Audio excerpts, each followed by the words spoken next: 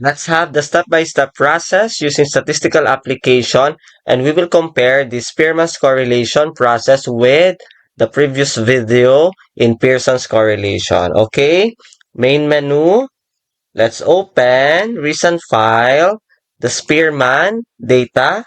So as you can see, it is not in interval or ratio. Instead, it is in the ordinal or ranked data. So we have the math ranks and then English ranks. If we want to see to determine the significant relationship between these two, we can use Spearman's correlation.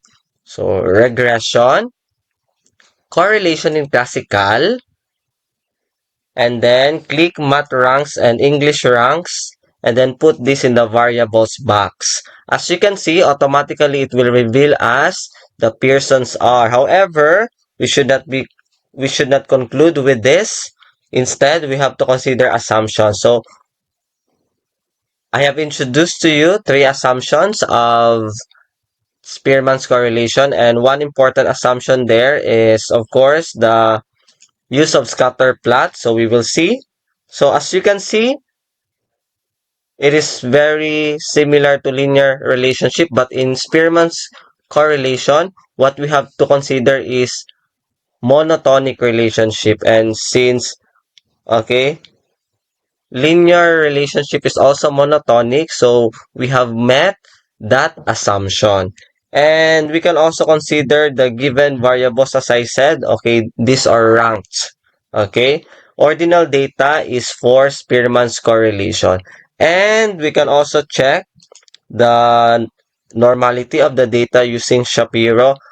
Anyway, we can also check the normality, and since it is less than 5%, the data in here is not normal. So since important assumptions are met, so we have to really use, okay, Spearman's correlation, and we will check the expected table. So there are minor changes only. Still, we have here outcome. So we can consider math ranks, predictor, English ranks. So instead of R for Pearson's correlation, we will just put or include subscript S. So R sub S. And from the result, 0.818. So let's check. So it's 0.818, correct? And then the p-value 0.001. So let's check. 0.001, correct?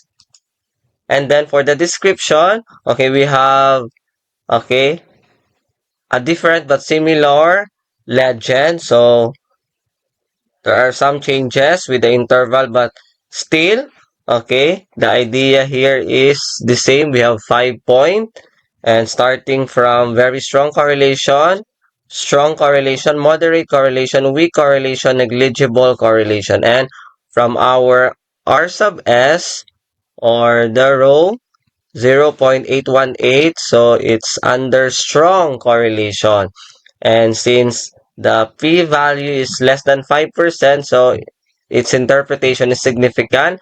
And since it is significant, our decision is reject null hypothesis, stating that there is no significant association between math and English ranks.